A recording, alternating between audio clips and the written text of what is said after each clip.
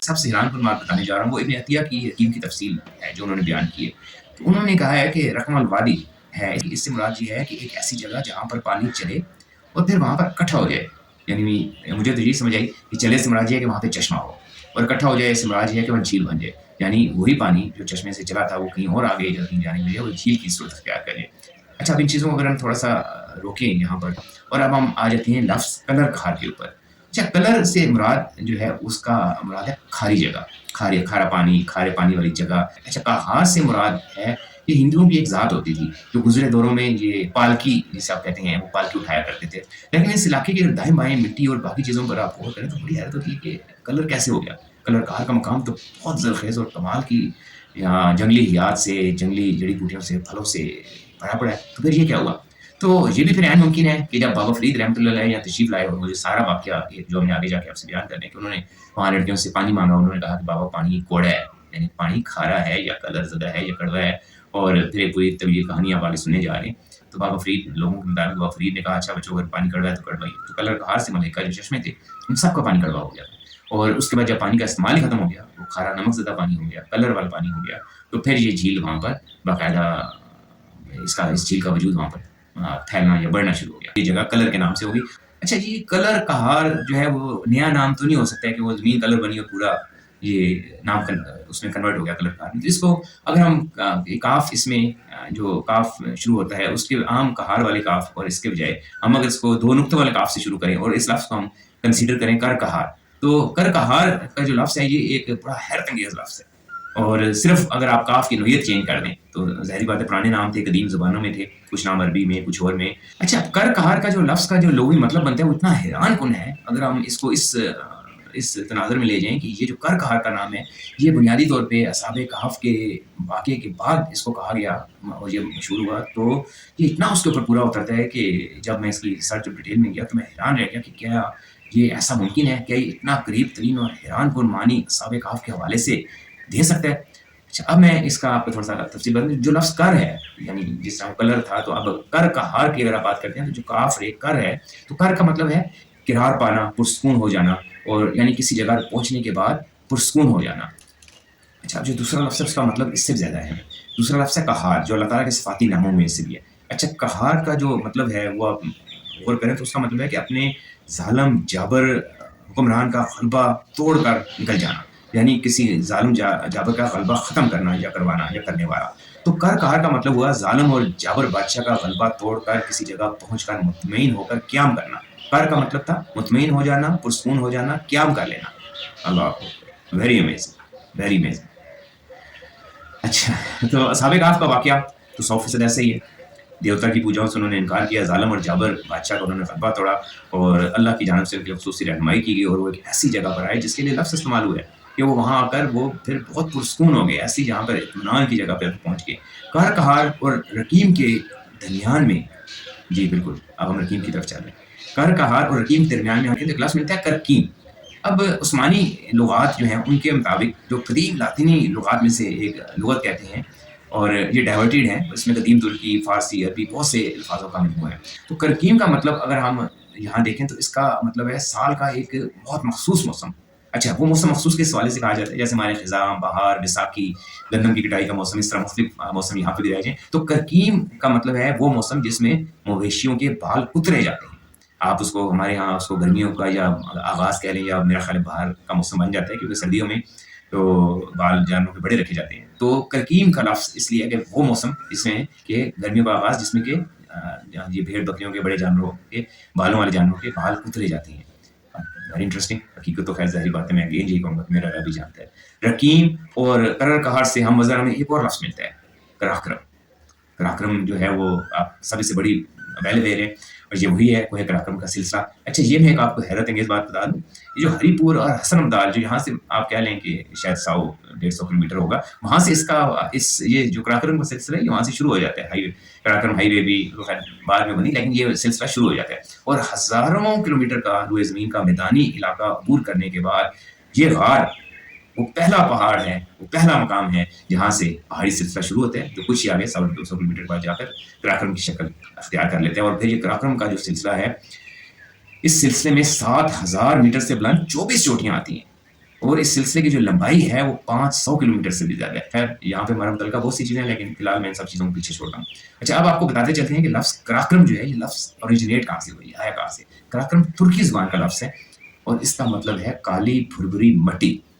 اور میں اس لفظ کی طرف کیوں آیا اور رقیم کراکرم اور یہ کڑیاں کس طرف جا رہی ہیں، آپ حیران رہ جائیں گے. جس وقت ہم غار کے اندر پہنچیں گے تو آپ حیران رہ جائیں گے کہ اس لفظ کراکرم کا اور باقی چیزوں کا کیا تعلق تھا اور میں نے کیوں جانا، اس لیے آپ نے خود جان کی ضرورت. الحمدللہ جی سارا سفر جو ہے وہ تقریباً مکمل ہو گیا ہے اور ہم بڑی ہی طویل مسافت کے بعد لاکھوں میل لاکھوں صفحات سے گزرنے کے بعد اب ہم اس غار کے پہاڑ پر پہنچ چکے ہیں. میدانی علاقوں سے بڑی بڑی امپائر سے پھلانگتے ہوئے ہزاروں لاکھوں سال کا سفر کرتے ہوئے پری کیمنل راکس دیکھتے ہوئے اللہ کا نظام ارتقاء کے معاملہ دیکھتے ہوئے اب ہم غار کے والے پہاڑ کی چوٹی پر پہنچ چکے ہیں اور ہمیں تھوڑی سی نیچے غار نظر آ رہی ہے جس میں آپ نے میرے ساتھ جانا ہے. میں چاہتا ہوں کہ غار کے اندر جو قدم رکھنے سے پہلے آپ اصحاب کہف کی غار کے حوالے سے اور اب تک کے سفر کے حوالے سے غار میں ہمیں جو ساری نشانیاں ملی ہیں وہ ہم یکجا کر کے ایک دفعہ میں ساری آپ کے سامنے رکھوں. ان نشانیوں کو میں کوشش کروں گا کہ میں نمبرنگ کے ساتھ بیان کروں تاکہ اگر آپ لکھنا چاہتے ہیں تو آپ لکھ بھی لیں اور جب ہم کوٹ کریں تو آپ کو ان کا ریفرنس پتا ہو. اچھا جو پہلی نشانی ہے جس کا ذکر تفسیر جلالین تفسیر عثمانی اور بہت سی چیزوں میں کیا گیا ہے کہ ایک کیسے عجیب و غریب غار کی طرف اللہ تعالیٰ نے راہ دکھلائی. تو اس کا مطلب یہ ہے کہ یہ جو غار ہے یہ بڑا خصوصی یہ عام غاروں سے منفرد تھا. ایسا نہیں ہے کہ آپ کسی غار میں داخل ہو جائیں اور وہاں پہ آپ کو کچھ چیز مل جائے تو آپ یہ کہیں کہ یہ اصحاب کہف کا غار ہو سکتا ہے. اللہ تعالیٰ نے اور اس کا ذکر ملتا ہے کہ اس کی نوعیت باقی غاروں سے جو ہے وہ بہت مختلف ہونی چاہیے اور یہ منفرد غار ہونا چاہیے. بہت ایسا غار بلکہ میں تو شاید ایک قدم آگے جاتے ہوئے یہ سوچتا ہوں کہ جس طرح اللہ تعالیٰ نے فرمایا ہے تو میرے خیال میں عین ممکن ہے کہ دنیا میں اس کے ساتھ کا غار کہیں موجود ہی نہیں ہونا چاہیے. اچھا دوسری نشانی پہ آ جاتے ہیں کہ تفاسیر میں اللہ تعالیٰ کے علماء کرام نے انہوں نے اس میں غار کا رخ جو ہے شمالن جنوباً کہا ہے. اور بھئی دھوپ کا وہ معاملہ طلوع کے وقت اور غروب کے وقت اگر دھوپ کا یہ معاملہ ہونا ہے تو یہ تقریباً شرط ہے کہ شمال جنوباً ہونا چاہیے. اور اصل بات جو ہے اب ہم اگر دوسری طرف آئیں تو اس غار کی کیونکہ یہ منفرد غار ہے اللہ کی خصوصی رہنمائی اور پھر اللہ کی نشانی تو پھر عام بات تو نہ ہوگی نا کہ وہ شمال تو پھر یہ کہ یہ شمالن جنوباً نہ بھی ہو تو اس میں دھوپ کا معاملہ بالکل وہی ہونا چاہیے جو اللہ تعالیٰ اظہار فرما رہی ہے اور بطور نشانی ہمیں رہنمائی کر رہی ہے. اچھا اب ہم تیسری جو نشانی ہے تفسیر کے مطابق غار میں دھوپ بالکل داخل نہیں ہوتی ہے. غار کے 2 سوراخ ہیں لیکن دھوپ داخل نہیں ہوتی ہے البتہ روشنی بھرپور جاتی ہے. یہ ویری ویری انٹرسٹنگ کیونکہ سورج کہاں سے نکلتا ہے اور پورا 180 ڈگری 0 ڈگری سے اسٹارٹ ہو کے 180 ڈگری تک جاتا ہے تو کیسے ہو سکتا ہے کسی وقت غار کے اندر. بہرحال یہی بتایا گیا ہے کہ ان کو دھوپ غار کے اندر داخل نہیں ہوتی. اور جو اس میں اگلی جو چوتھی نشانی ہے وہ غار کے اندر جو کشادہ جگہ یا وسیع میدان بتایا گیا ہے کھلی جگہ کہا گیا ہے وہ بھی پھر حقیقت میں کھلی جگہ ہونی چاہیے اور وہ بھی باقی غاروں سے یا عام حالات سے مختلف ہونی چاہیے. نمبر 5 معرف القرآن کے مطابق اسباب ظاہری کے خلاف غار تمام غاروں کی طرح نہیں بلکہ قطعاً مختلف طریقے سے آرام دہ ہونا چاہیے جیسے آپ اپنے گھر میں ہوتے ہیں. اور یہ بہت اہم نشان ہے کیونکہ غار منفرد ہونا چاہیے اور آرام دہ ہونا چاہیے.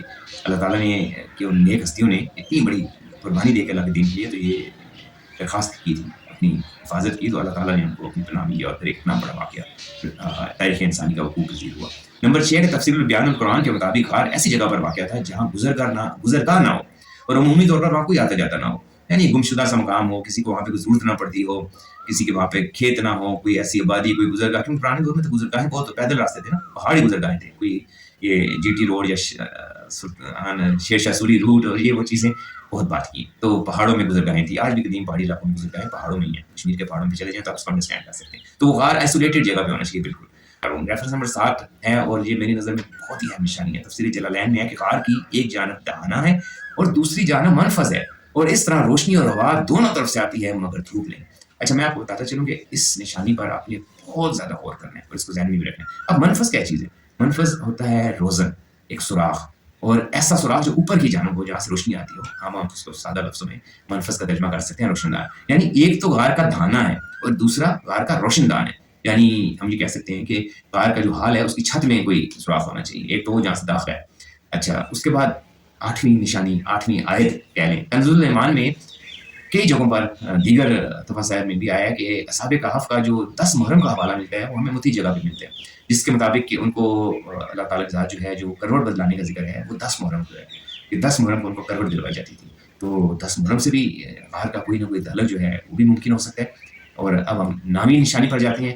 ناؤں میں ہے کہ تفاسیر میں ہے کہ وہ لوگ غار کے ایک کونے میں یعنی غار کے ایک سرے پر تھے اور اس حوالے سے بھی ہمیں چاہیے کہ غار کے سرے پر کوئی نشاندہی ہونی چاہیے، غار ایک جیسا نہیں ہونا چاہیے، ورنہ کہیں بھی ہو سکتے تھے۔ جب یہ لفظ بتایا گیا ہے کہ وہ لوگ غار کے ایک سرے پر تھے، تو غار کے سرے پہ کوئی نہ کوئی معاملہ تو ڈفرینٹ ہونا چاہیے، ورنہ اتنا بڑا حال کہا جا رہا ہے، کشادہ جگہ کہا جا رہا ہے، تو کہیں بھی ہو سکتے تھے، دیوار کے ساتھ بھی ہو سکتے تھے، کسی جگہ سینٹر میں، عموماً سینٹر میں اچھا مانا جاتا ہے، سینٹر میں ضرور ہو سکتے تھے، لیکن سرے پہ کیوں کہا گیا؟ یہ بھی ایک نشانی ہے۔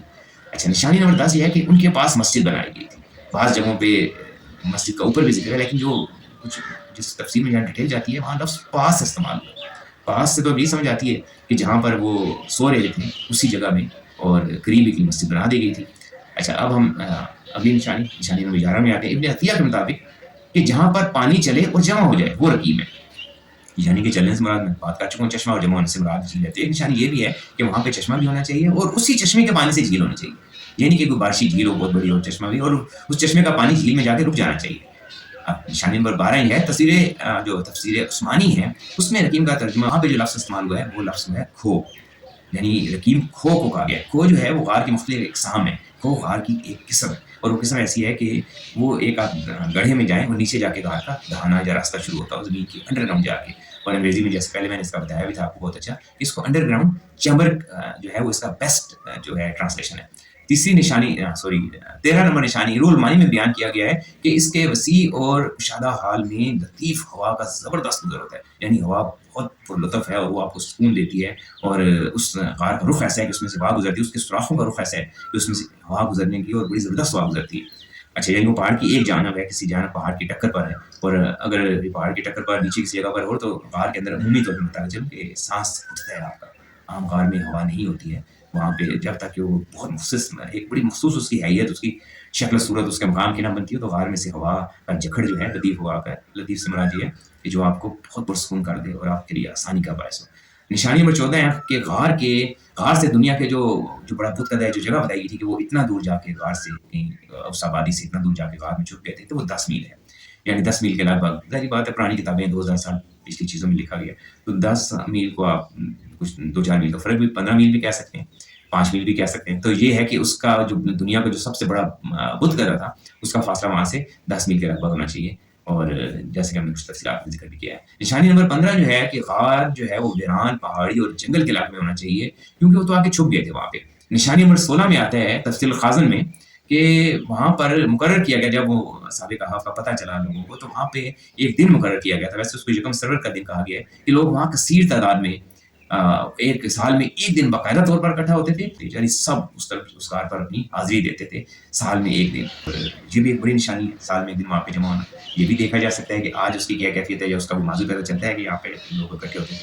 اب ہم نشانی نمبر 17 کی جانب جاتے ہیں۔ غار کا دہانا ایسا ہونا چاہیے کہ کتا وہاں بیٹھا ہوا اچانک اور بالکل پاس جانے پہ نظر آئے، نہ کہ دور سے نظر آ رہا ہو کتا بیٹھا ہوئے۔ اور اس پر پہلے گفتگو گزر بھی چکی ہے کہ وہ لوگ ڈرپوک لوگ نہیں تھے، اگر آپ کو 300-400 میٹر سے کتا نظر آ رہا ہے تو آپ ڈر کے بھاگیں گے نہیں، آپ چلتے جائیں گے۔ ہاں، اچانک آپ کو نظر آیا تو آپ دہشت زدہ ہو سکتے ہیں دیکھ کے۔ نمبر 18 کے اندر ہے کہ غار کا اندر اور باہر دونوں موسم انسانوں کے لیے انتہائی متوازن ہونا چاہیے، نہ شدید برف ہو، نہ سخت گرمی ہو، نہ طویل بارشی علاقہ ہو، نہ شدید نمی کا علاقہ ہو، نہ خشک سالی کا علاقہ ہو کہ آپ کا جینا ہی محال ہو جائے۔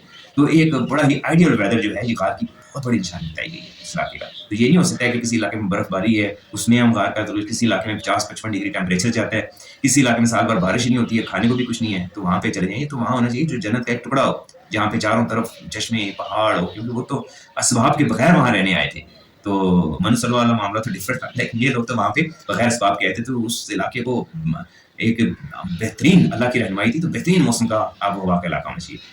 اور 19 نمبر نشانی ہے یہ غار اتنا مختلف ہونا چاہیے کہ عام غاروں سے ہٹ کر کے آج بھی اگر آپ اس کے اندر غار کے اندر قدم رکھیں تو ایک دفعہ آپ ششدر رہ جائیں۔ اللہ کی رہنمائی ہے، پھر وہی بات کہ وہ بہت مختلف ہونا چاہیے اور آپ کے قدم جکڑے جائیں، آپ محو حیرت ہو جائیں کہ آپ یہ کہاں اندر آ گئے۔ یقیناً یہ بھی اس کی نشانی ہونی چاہیے۔ 20 نمبر نشانی ہے کہ تفسیر سے پتہ چلتا ہے کہ اگر غار کے 2 ہی سوراخ مان لیے جائیں تو داخلہ اس کے صرف ایک سوراخ سے ممکن ہے جس پہ کتا بیٹھا ہوا ہے، اسی لیے تو آپ وہاں سے جاتے ہیں، وہاں جھانکنے کا لفظ بھی استعمال ہوا ہے، باقی لفظ بھی استعمال ہوئے۔ دوسرے سوراخ سے غار میں اندر جانا ممکن نہیں ہے، اور وہ بڑا مختلف سا سوراخ ہے، اس کا مقصد صرف اور صرف ہوا اور روشنی پہنچانا ہے۔ جیسے کہ یہ میں نے کہا ہے کہ آپ پرانے دور میں چلے جائیں 20 فٹ اونچے گھر ہوتے تھے اور ٹاپ پہ روشن دان ہوتا تھا، تو وہ منفذ ہے کہ روشن دان ہے، راستہ نہیں ہے، وہ قطعاً روشنی اور ہوا کا راستہ ہے۔ اچھا، اب یہ تو کچھ نشانیاں ہو گئی، نشانیاں وغیرہ بہت زیادہ ہیں۔ اچھا، کچھ نشانیاں میں آپ سے شیئر کروں گا، یہ تو پراپر ریفرنس والی نشانیاں، اور جو کہ میں نے اپنے اس لاکھوں کلومیٹر کے، لاکھوں دنوں کے اور لاکھوں صفحات کے سفر میں نے جو نشانیاں कुछ समझी, वो भी मैं चाहूँगा कि आपसे शेयर हो, बाकी आप बताइएगा कि कहाँ तक ठीक है और कहाँ तक नहीं। अच्छा, इनमें से 20 निशानी तो आपने देख ली। अब हम अगली पर चलते हैं। 21वीं निशानी पे हमने देखा कि साइंसी इतबार से मिट्टी की एक खास कैफियत होती है, खास केमिस्ट्री है, खास नमी का लेवल है जो मुर्दा जिस्म को गलने सड़ने नहीं देती है। तो इस गार की मिट्टी भी बहुत डिफरेंट होनी चाहिए। अगर वो 300 साल वहाँ ओपन रहे और उठे तो उनके कपड़े भी और वही कैफियत रही, जैसे कि हमने बताया कि कई जगह पर ऐसे ऐसे जिस्म मिले हैं जिनके कफन तक हमने बड़ी तफसीली गुफ्तगू की है। तो गार की नोयत भी कुछ वैसी, उस चैम्बर की भी कुछ कैफियत वैसी ज़रूर होनी चाहिए। इसी तनाज़ुर वाले में जो 22 नंबर मेरी नज़र में जो एक निशानी है वो ये है कि गार के दोनों सुराख जो हैं वो दरख्तों में छुपे होने चाहिए। यानी मेरे ख्याल में गार नज़र नहीं आना चाहिए, क्योंकि वो एक महफूज गार का जिक्र किया गया है, वो आगे छुपे थे। तो गार के सुराख ऐसे नहीं होने चाहिए कि आप वो मीलों से गार नज़र आ रहा हो, किसी का दिल ना भी करे तो वो भी उधर जाके, उस दौर में तो रात को रिहाइश भी रखनी होती थी, जानवरों में से छुपना भी होता है, लोग गारों में रहते होते थे। तो ऐसा नहीं होना चाहिए कि इतना कॉमन गार हो कि हर आने जाने वाले की वो पहाड़ के मीलों दूर से नज़र पड़ेगी गार है, तो चलो आज रात इसमें गुजार लेते हैं। तो वो बिल्कुल आइसोलेटेड, और उसका मामला उसके दोनों सुराखों का मुख्तलिफ होना चाहिए। दोनों सुराखों के ऊपर जो है वो पत्थर या दरख्तों से वो इस तरह छुपे होने चाहिए कि उनका पता ना चल सके। अब निशानी नंबर 30 ये है कि गार के जो सुराख हैं वो गार को अंदर से, मेरे ख्याल में जो जितना मैंने किताबों में पढ़ा, गार को अंदर से बहुत रोशन रहना चाहिए, सुबह फजर से लेकर मगरिब तक। बल्कि मैं तो ये कहूँगा कि चांदनी में भी गार को रोशन होना चाहिए। और गर्मियों में आपको पता है कि सूरज कितने रुख तब्दील करता है, सूरज जो मर्जी अपने रुख तब्दील करता रहे, जिस मर्जी डिग्री पे जाता रहे, लेकिन गार का जो रोशनी का मामला है वो पूरा साल एक जैसा रहना चाहिए। ये निशानी बहुत ज़रूरी पूरी होनी चाहिए, तब हम कहेंगे कि इतना मुनफिद गार था। निशानी नंबर 24 पे हम आते हैं। साहब काफ चूँकि सब कुछ छोड़कर सारी दुनिया से कतई तल्लुक़ होकर छुपकर इस गार में आए थे और अब उन्होंने यहाँ रहना भी था। तो गार की नौयत में मुझे ये समझ आई कि ये भी गार बहुत ज़्यादा ज़रूरी है कि गार कि जब वो गार के दहाने से, क्योंकि उन्होंने सारा दिन गार के अंदर तो नहीं बैठने, और वो तो उस दौर के इंसान नहीं थे जब इंसान गारों में छुपता होता था, बाहर निकलता ही नहीं था, सिर्फ रात को बाहर निकलता था, उन्होंने बाहर भी निकल के बैठना था। तो एक अहम चीज़ ये होनी चाहिए कि उन्हें तो जो है ना वो दूर दूर तक नजर आए। पहाड़ की गार की नौयत ऐसी हो कि उन्हें तो पहाड़ के हर सिरे से नीचे ऊपर तमाम तरफ नजर आए। लेकिन जब वो गार से बाहर निकल के धूप में बैठे हों या गार से बाहर आराम कर रहे हों, तो ऐसी नौयत और कैफियत होनी चाहिए कि वो किसी को भी नजर ना आए। मेरे ख्याल में होना तो ऐसे चाहिए, है तो बड़ी अच्छी बात, लेकिन मेरे ख्याल में जो निशानी मुझे समझ आए ऐसा होना बहुत ज़रूरी है। अगली निशानी पे आते हैं कि क़याम का इरादा, जैसे मैंने पहले कहा कि काफ़ी तवील था, तो अब फिर एक बहुत ही बड़ा सवाल यहाँ पर आ जाता है। सबसे बड़ा वो सवाल ये आ जाता है कि उन्होंने यहाँ पर ज़िंदगी गुजारनी थी, उन्हें यहाँ पर खाना चाहिए था, उन्हें यहाँ पर सब्जियाँ फल चाहिए था, उन्हें यहाँ पर पानी चाहिए था नहाने धोने पीने के लिए, उन्हें जंगली शिकार चाहिए था, उन्हें हर चीज़ जो है ना जंगल चाहिए था, जलाने के लिए लकड़ी चाहिए थी, लकड़ी का जलाने का बंदोबस्त चाहिए था। तब तो आप वहाँ पे 10 20 100 साल या बाकी ज़िंदगी गुजार सकते हैं, इसके बगैर तो मेरा ख्याल है आउट ऑफ क्वेश्चन है। तो ये एक बहुत ही बड़ी निशानी जो मेरी नज़र में है कि उस गार पर ये सारे लवाज़िमात लाज़मी पूरे होने चाहिए। ऐसा नहीं हो सकता है कि वो 10-10 मील दूर शहरों में जाएँ और वहाँ से चीज़ें ला के फिर छुप के आके बैठ जाया करें, और क्योंकि ज़ाहिर बात है उनके पास कुछ पैसे तो थे बताया गया, लेकिन वो पैसे इतने तो नहीं थे कि वो उस पे ज़िंदगी गुजारते।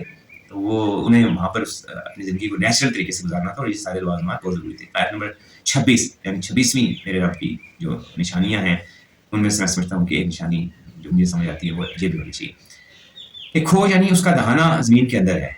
अब ये है कि एक बड़ी अजीब बात है, आप यहाँ पर सोचें कि अगर वो गार खो ही है, जैसा कि हम अभी आपको पीछे बहुत तफसील से इस पे बात कर चुके हैं, और खो ये है अंडरग्राउंड चैम्बर। अंडरग्राउंड चैम्बर नीचे ज़मीन में जाके गढ़ा और उसका दाना जो है वो ज़मीन में गड्ढे के अंदर है, ऐसा गार है।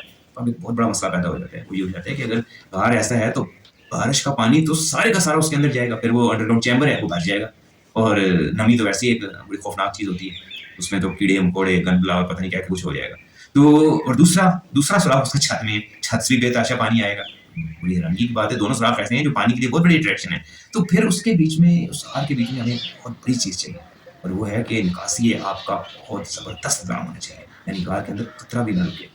मेरा ख्याल होना तो चाहिए, बाकी आपका मैं आप भी मेरा ख्याल इत्तेफ़ाक करेंगे मेरे से। 27वीं निशानी पे चलते हैं जी।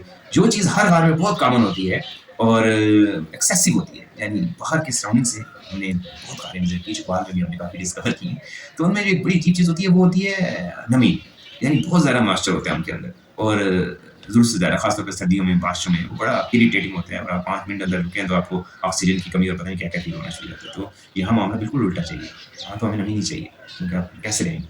तो उस गार की बड़ी निशानी है कि उसके अंदर नमी भी ना हो। अब हम 28वीं निशानी की तरफ चलते हैं।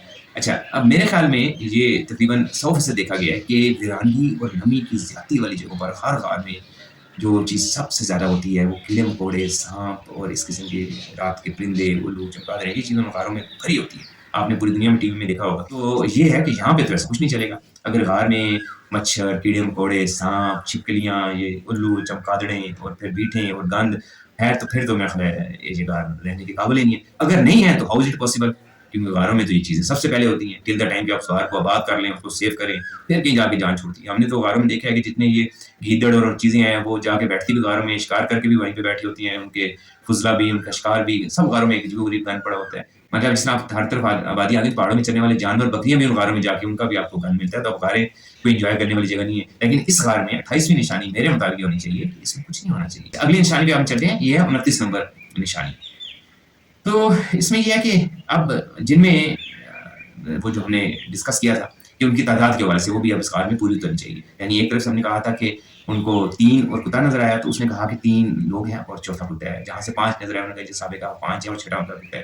تو ایک سوراخ جو کہ دہانا ہے وہاں سے 3 لوگ نظر آنے چاہیے، اور جو منفذ ہے یا روشن دان ہے وہاں سے لوگوں کی تعداد 5 ہونی چاہیے. ہمیں ایسے ہی نظر آنا چاہیے.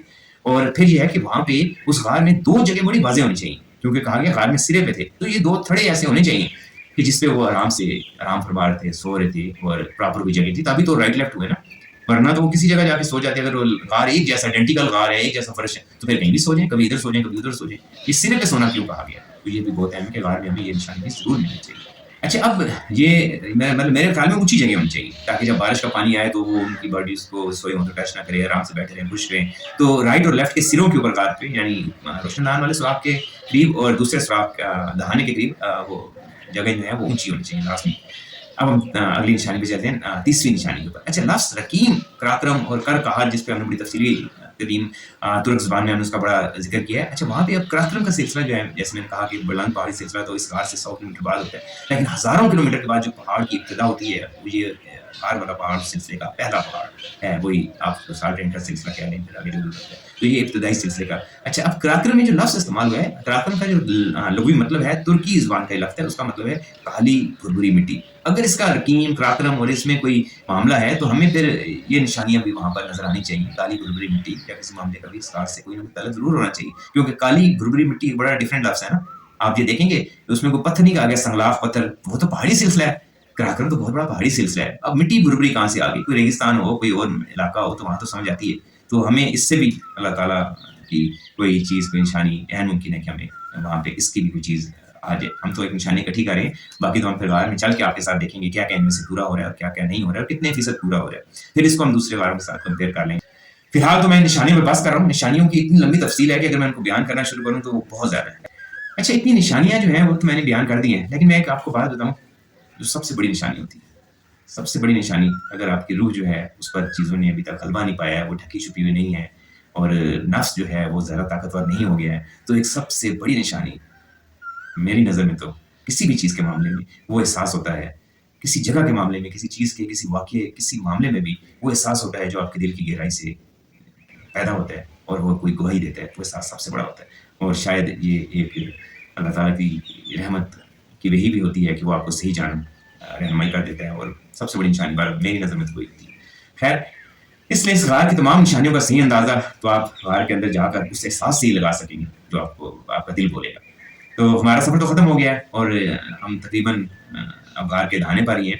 اور غار میں ہم جا کے ایک ایسی پرسنالٹی سے بھی ملیں گے جن کا نام بابا اکبر ہے، جو 2-3 صدیوں کی کہانی ہمیں براہ راست سنائیں گے، جو اس غار میں 70 سال کے گواہ بھی ہیں. تو میں کچھ چیزیں اور بھی شیئر کرنا چاہتا ہوں، اور تاکہ اس غار کی اہمیت اور اللہ تعالیٰ کا ایک بہت بڑا معاملہ جو ہے وہ آپ سمجھ سکیں کہ یہ غار اصحاب کہف سے تو جتنا منسلک ہے نہیں ہے، وہ تو آپ نے پچھلی سرچ بھی دیکھ لی جس کو میں نے بڑا مختصر کیا، بہت لمبی تھی، پھر بھی مختصر کیا. اگر حقیقت میں جاؤں تو پتہ نہیں میں کتنے اس پہ دیوان چھاپنے اور بولنے پڑ جائیں. لیکن میں آپ کو ایک چیز کا دعویٰ کر سکتا ہوں، اصحاب کہف سے حوالے سے میں کوئی دعویٰ نہیں کر سکتا، لیکن ایک چیز کا دعویٰ کر سکتا ہوں کہ یہ غار اور اس سے جو ملکہ مقام ہے وہ آج بھی اللہ تعالیٰ کے جو ہیں، ہمارے خالق کائنات مالک کے رازق کے پسندیدہ 3 مقامات میں سے ضرور ہے. اور یہ غار ایک ذات خود ایک بہت بڑا ایک حیرت انگیز راز ہے. اور کچھ تھوڑا سا چلے میں اس میں سے آپ کے ساتھ بیان کر لیتا ہوں. امید ہے کہ وہ آپ کے لیے انٹرسٹنگ ہوگا، اس لیے میں سمجھتا ہوں بیان کرنا بہت ضروری ہے تاکہ آپ کو سمجھ تو آئے کہ یہ دنیا کا کیسا خطہ ہے اور یہ کتنا حیرت انگیز مقام ہے. اب پہلے تو میں نے آپ کے ساتھ غار کے 10 کلومیٹر کے دائرے کا ذکر کیا تھا، اب میں آپ کو کہتا ہوں غار کے صرف 1 میل کے اندر آ جاتے ہیں. پہلے 10 میل کا ذکر کیا تھا، اب صرف 1 میل کے اندر آ جاتے ہیں. اور مجھے لگتا تو یہ ہے کہ شاید اس غار کے 1 میل کی جو صورتحال ہے شاید وہ دنیا میں کسی بھی جگہ نہیں حاضر نہیں ہوگی. یہ غار انسانی ارتقاء کے جو ابتدائی، بلکہ زندگی کے ارتقاء کا جو بہت اولین دور تھا، جس وقت کچھ بھی نہیں تھا، کوئی جدید چیز، کوئی سائنس، انسان بالکل جنگل کا عادی تھا، صرف زندہ رہتا تھا اور زندہ رہنے کے لیے اس کی ضروریات صرف ایک غار تھی اور اس کا کھانا تھا. تو یہ اس کی ٹوٹل لائف تھی اور وہ دنیا سے کٹ کے کوئی کام اس کو نہیں تھا, کوئی چیز پیدا نہیں کرتا تھا, بناتا نہیں تھا, کوئی کپڑا, کوئی لکڑی, کوئی چیز, کوئی کاشتکاری سے کچھ سبزی فصل پیدا نہیں کرتا تھا, کچھ بھی نہیں کرتا تھا. اس دور میں انسان اس غار میں رہتا تھا اور میں آپ کو کہتا ہوں بالکل اسی دور میں اسی کیفیت میں آج بھی آپ اس غار میں رہ سکتے ہیں. اور یہی راز ہے جو پہلے میں آپ سے شیئر کرنا چاہتا ہوں. اس غار کے 1 میل کے دائرے کے اندر انسان کی جو ضروریات ہیں, ان کے جو لوازمات ہیں, وہ کس کثیر تعداد میں پورے ہوتے ہیں, آپ دنگ رہ جائیں. اس غار سے 1 میل کے دائرے کے اندر آج بھی آپ کو دنیا کا بہترین گوشت, جس کا قرآن میں بھی ذکر ہے, پرندوں کا گوشت اور باقی چیزوں کا, اس کا بہترین گوشت, یعنی اس کے 1 میل کے دائرے میں آج بھی آپ کو ہرن, تیتر, کبوتر, مرغابی, بٹیر, حتیٰ کہ مچھلی, تمام قسم کے گوشت آج بھی آپ کو جنگل میں, جنگلی صورت میں بآسانی میسر ہے. اور ان کو قرآن میں جیسے میں کہا بہترین گوشت کہا گیا. اور تھوڑے سے اگر یہاں پہ آپ کو 1 میل کے دائرے میں جو کیکڑے ہیں وہ بھی ملتے ہیں, اور پتہ نہیں کیا کیا کچھ ہے. بہرحال میں آپ ان چیزوں کیسے اتنی تفصیل میں جاؤں, انشاءاللہ ضرور میں کروں گا اس پہ, اس ایک موضوع کے اوپر میں انشاءاللہ ایک پورا بلاگ اور پوری ڈیٹیل میں بات کروں گا. اب اسی سے متعلقہ جو جگہ ہے اس غار سے, قدرتی طور پر انسانوں کے لیے اعلیٰ ترین پھل, اگین آپ حیران رہ جائیں گے, جن کا ذکر قرآن میں ہے. اعلیٰ ترین پھل قرآن میں اگر ذکر کیا جا رہا تھا اس انسان کا, تو اس وقت یہ چیزیں آدم علیہ السلام کا ذکر ہو رہا ہے. یہ سب پھلوں کو بھی آپ اس تناظر میں آج بھی اس غار سے صرف 1 میل کے دائرے کے اندر انجیر, کھجور, زیتون, بیر, انار, سب جنگلوں میں قدرتی طور پر موجود ہیں. جی بالکل, اس کے علاوہ درجنوں پھل ہیں, لیکن میں نے آپ کے ساتھ اہم پھل آج بھی ہیں, آپ جا کے ہر سیزن میں جنگل سے توڑ سکتے ہیں. اس کے علاوہ بہت سے پھل ہیں. اب انسان کی ایک اور ضرورت آ جاتی ہے کہ انسان نے دودھ بھی پینا ہے, اور بڑی بنیادی اس کی ہڈیوں کے لیے بھی اس کی اہمیت ہے. تو آپ پرانے قدیم دور میں ہمیں پتہ بھی چلتا ہے کہ ہرن اور ان جانوروں کا دودھ پیا جاتا تھا, اور یہ ہرن ہے. اچھا, یہاں میں ایک چھوٹی سی چیز آپ کو بتا دوں, بڑے حیران ہوں گے کہ میں آپ کے ساتھ جتنی چیزوں کا ذکر کر رہا ہوں وہ تمام جو ہمارا جدید ترین مذہب افضل السلام خاتم النبیین, جو آخری نبی کے اوپر جو چیزیں حلال کی گئی ہیں, یہ وہ چیزیں آپ حیران رہ جائیں. جی, ان میں آپ کے ساتھ کوئی ذکر نہیں کر رہا ہوں کسی مکروہ چیز کا, کسی حرام چیز کا, کھانے پینے کی نہیں. اللہ کی بہترین چیزیں جن کا ذکر کیا گیا ہے, اور جو تمام حلال ہیں اور جو اعلیٰ ترین ہیں انسانی صحت کے لیے, وہ صرف اس غار سے 1 میل کے دائرے کے اندر آج بھی موجود ہیں.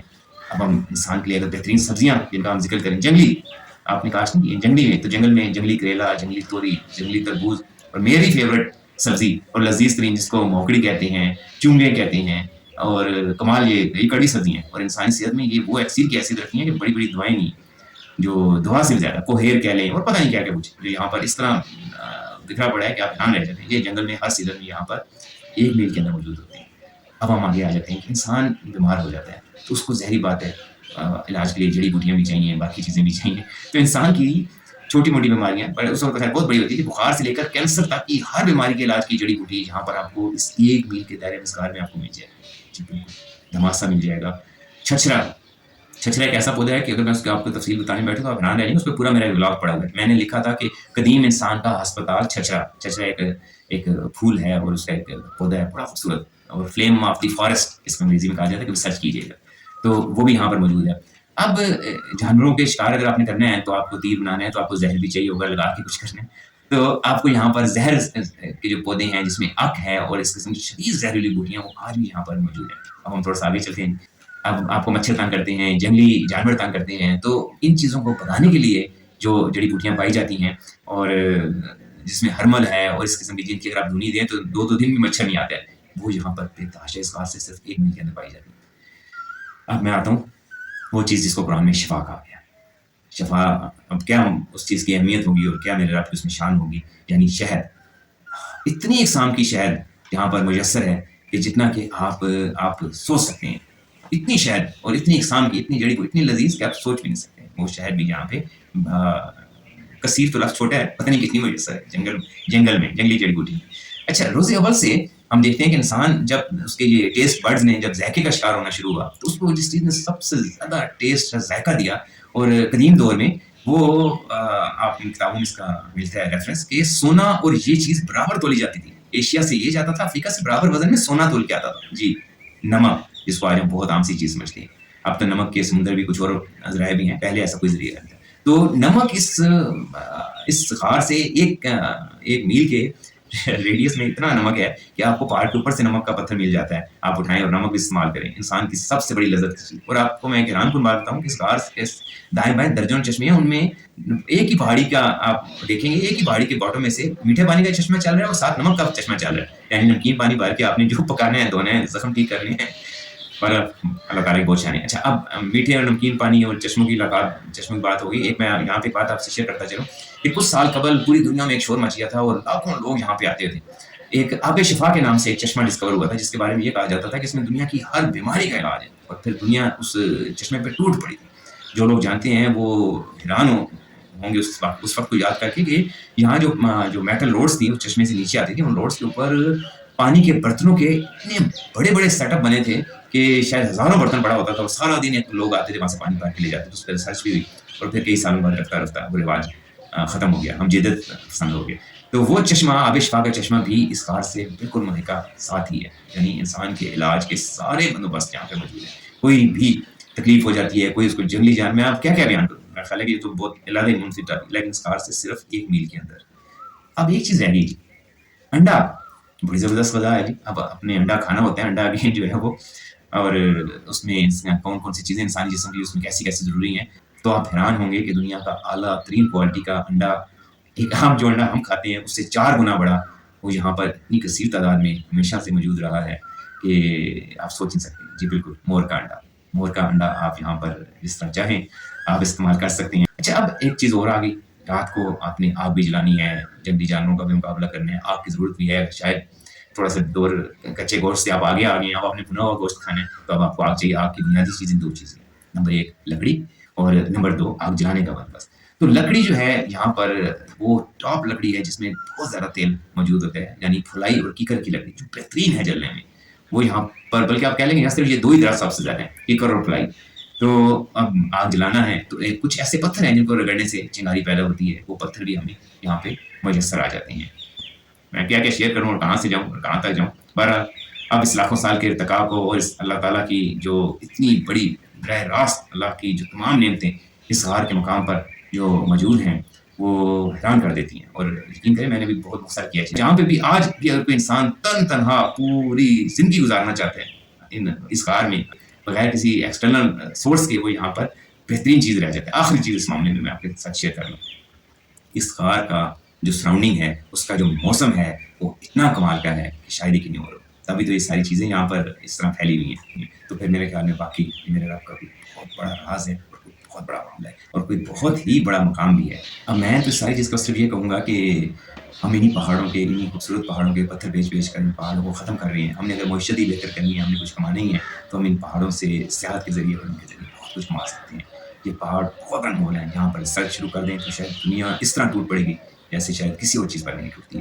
اور پھر میں یقین ہے کہ اس سب میں، کیونکہ اللہ کا پسندیدہ مقام ہے، تو پھر اس سب میں اللہ کی ضرور غیبی مدد بھی شامل ہوگی، اور معیشت تو شاید مقامی لوگوں کی اور قوم کی اور پاکستان کی تو شاید اتنا بڑا معاملہ نہ رہے۔ اس سے بھی زیادہ یقیناً اللہ تعالیٰ کی ذات ان مقامات کو پریزرو کرنے پہ، ان کا احترام کرنے پہ، ان کی عزت سے، ان پہ تحقیق کرنے سے، غور و فکر کرنے سے، تو مجھے یقین ہے کہ اس میں بہت بہتری ہوگی۔ ہم دوسرے ممالک دیکھتے ہیں کہ ان کو کوئی چھوٹی سی چیز بھی ملتی ہے تو اس کو اتنے اوپر لیول پہ اس کو آن کرتے ہیں۔ ان چیزوں کو آن کرنے کی ضرورت ہے، اور وہ تو بغیر دعووں بھی شروع کر دیتے ہیں۔ یہاں پہ تو ریسرچ سے بہت سی چیزیں جو ہیں وہ ثابت ہوتی ہیں اور بڑی آسانی سے ہوتی ہیں۔ خصوصاً اگر ہم صرف چکوال کی بات کر لیں تو یہ ایک روئے زمین کا، جیسے آپ اسلام آباد میوزیم میں جا کر دیکھ سکتے ہیں وہاں پہ کیا کیا کچھ ہے۔ اور اب پھر ہم دیکھتے ہیں انفارچونیٹلی کہ یہاں پہ بہت بڑے لیول پہ کھدائیاں ہو رہی ہیں، باقی چیزیں۔ خیر میں یہ سارا مختصر کرتا ہوں۔ چکوال کا یہ خطہ اتنا قدیم ہے، ہمیں 4 ارب سال کے ارتقا کی جہاں پر پوری کہانیاں ملتی ہیں ان عجیب و غریب پہاڑوں میں، ڈائنوسارس اور پتہ نہیں کیا کیا کچھ۔ اسی خطے میں کیا ممکن ہے کہ اگر ہم کوئی ریسرچ یا کچھ آگے لے کے جائیں، نوح علیہ السلام کے قدموں کے نشان مل جائیں، کہیں قدیم تحریروں میں عیسیٰ علیہ السلام کا ذکر ملتا ہے، ابراہیم علیہ السلام کا ہند میں آنے کا ذکر ملتا ہے، آدم علیہ السلام سری لنکا میں بتایا جاتا ہے، لیکن جو ان کا قد تھا، جو قدم تھے، اور خیر اس پہ بڑی ریسرچ اویلیبل ہے۔ تو کیا یہ ممکن نہیں ہے کہ یہی وہ خطہ ہے جہاں سے آپ صلی اللہ علیہ وسلم کو یہاں سے ٹھنڈی ہوا آتی ہے؟ بہرحال میں اس سے انشاءاللہ کبھی وقت ہوا تو میں ان چیزوں کو بھی آپ کے ساتھ ضرور شیئر کروں۔ اچھا، یہاں پہ اب بالکل میں اس کو ختم کرتے کرتے ایک بڑی انٹرسٹنگ سی ایک چیز ہے، ایک کتاب ہے، میں چاہتا ہوں اس میں سے میں کچھ نہ کچھ اس میں سے، اور پھر علامہ اقبال رحمۃ اللہ علیہ کے ساتھ یہ آخری 2 چیزیں میں آپ کی بڑی سی شیئر کرنے لگا ہوں، پھر ہم بار کے اندر چلتے ہیں۔ اچھا، ایک کتاب ہے اور صفحات چکوال کے نام سے، جو پروفیسر ملک محمد نواز امان صاحب نے آج سے آدھی صدی قبل تصنیف کی تھی۔ یہ پوری کتاب جو ہے یہ ایک 47 جملوں کے ایک خط، ایک ڈائری کے صفحے کی تشریح میں، خیر کمال کی کتاب ہے، پڑھنے سے تعلق رکھتی ہے۔ اور یہ ڈائری کا صفحہ ان کو 1955 میں اسی غار سے، بالکل اسی غار سے چاند قدم کے فاصلے پر بیٹھے ہوئے ایک بہت بڑے بزرگ بابا سید ولایت حسین شاہ رحمۃ اللہ علیہ نے خود لکھوایا تھا۔ اور اس کے بعد ان کے اس خط کے اوپر اس دور میں انہوں نے کافی ریسرچ، کافی ہستیوں سے اس کے بارے میں ڈسکس کیا۔ ان جملوں کی تشریح اس دور میں پاکستان بھر کے بڑے بڑے جید اور بڑے بڑے علماء کرام سے اور روحانی ہستیوں سے عوان صاحب نے کروائی۔ اور اس میں بھون میں جن پر علامہ اقبال نے شاعری بھی فرمائی ہے، جن پر پی ایچ ڈی بھی ہوتی ہے، قدسی صاحب، سید الرحمان قدسی صاحب بھی، انہوں نے بھی اس کے اوپر ذکر کیا۔ اچھا، اس میں صرف آپ کے ساتھ 5-7 جملے شیئر کروں گا۔ آخری جملہ بہت اہم ہے، وہ میں ضرور شیئر کروں گا۔ تو اس میں وہ اسٹارٹ میں فرماتے ہیں، کشمیر چنار دی دھوڑے ہر ڈھیری وچ نورے کلر کہار وچ شہزادے نے مدنی سونا رب دا سائیں رب اس دا جو راضی کر لوے۔ اور اب آخری جملے پہ آپ غور کریں، سب سے آخری اس میں وہ فرماتے ہیں، مور دے پیچھے آدم ہوا، جی مور دے پیچھے آدم ہوا۔ اب اللہ کے یہ لوگ کیا دیکھ رہے ہوتے ہیں، کیا بیان کر رہے ہوتے ہیں، خیر اس پہ بڑی تفصیلی کتاب میں ذکر کیا گیا ہے۔ تو یہ اسی مقام کا، اسی غار کے مقام کا ذکر ہو رہا ہے۔ آپ دیکھیں کتنی حیران کن بات ہے۔ اب میں آپ کو آخری قدم میرا غار کے اندر جانے سے پہلے، ڈاکٹر علامہ اقبال رحمۃ اللہ علیہ جو سیالکوٹ میں رہا کرتے تھے، انہوں نے اس خطۂ زمین کے حوالے سے کچھ ایسی باتیں کہی ہیں جن کو واقعی آج ضرور غور و فکر کی ضرورت ہے۔ آپ اس خطے کے بارے میں فرماتے ہیں، وحدت کی لے سنی تھی دنیا نے جس مکان سے، میرے عرب کو آئی ٹھنڈی ہوا جہاں سے، میرا وطن وہی ہے، میرا وطن وہی ہے۔ بہت بڑی ریسرچ کو دعوت دیتے ہیں اور بہت غور طلب ہے، یقین کریں۔ وہ فرماتے ہیں، بندے کلیم جس کے پربت جہاں کے سینہ، نوح نبی کا جہاں پہ آ کے ٹھہرا سفینہ، رفت ہے جس کی زمین کی بام فلک کا زینہ، جنت کی زندگی ہے جس کی فضا میں جینا۔ اب آپ دیکھ لیں کہ کلیم کا بھی ذکر، اس کے بعد جنت کا مقام بھی، رفت سینہ بھی، اور وہ اسی خطے کی بات کر رہے ہیں۔ تو بالخصوص اس کی زمین بام فلک کا زینہ، اب یہ زینہ خیر یہ بالکل علیحدہ موضوع ہو جاتا ہے، آدم علیہ السلام کا دنیا میں آنا اور جن زینوں کا اور جن سیڑھیوں کا، آسمانوں کا قرآن پاک میں ذکر کیا گیا ہے۔ اللہ اکبر، بالکل علیحدہ راستے کھل جاتے ہیں۔ اپنی جو اب یہ ساری نشانیاں، ان سب چیزوں کو جہاں ہم نے اب جا کر پرکھنا ہے، دیکھنی ہے کہ اس بات میں پوری ہوتی ہیں، نہیں ہوتی ہیں، کتنی ہوتی ہیں۔ تو اس سے پہلے میں چاہوں گا کہ اس ویڈیو سے پہلے 2-2.5 منٹ کی آپ ایک ویڈیو ضرور دیکھ لیں، کیونکہ اس غار پر ہم نے 10-15 سال میں کافی کام کیا، کافی سوشل میڈیا پہ بھی اس کو ہم نے مختلف پلیٹ فارم پر اس کو ہم نے آن ایئر کیا۔ تو میں یہ چاہتا ہوں کہ اس غار کے انڈرسٹینڈنگ کے لیے اس ڈیٹیل ویڈیو سے پہلے آپ یہ دیکھ لیں کہ اس غار کی سراؤنڈنگ میں جو سال بھر جو موسم رہتے ہیں، بہار کا، خزاں کا، بادلوں کا، مونسون کا، سبزے کا، وہ سارے موسم آپ اس 2-2.5 منٹ کی جو ویڈیو ہے اس میں دیکھ لیں۔ تو چلیں چلتے ہیں۔